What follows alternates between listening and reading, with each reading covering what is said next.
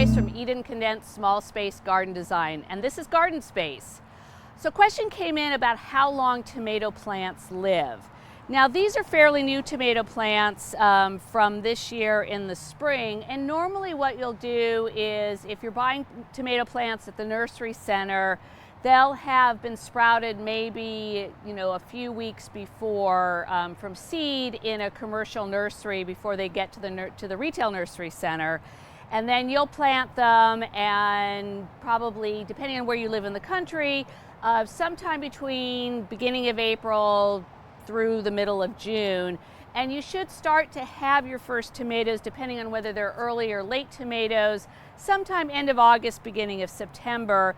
And the tomatoes will continue to grow throughout the late summer into fall until the first frost.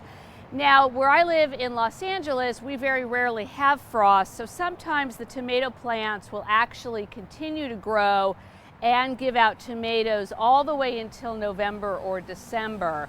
I actually have one garden client of mine where we planted some tomatoes last spring, and because it was in a sheltered area of her house, the tomato plants are actually still alive.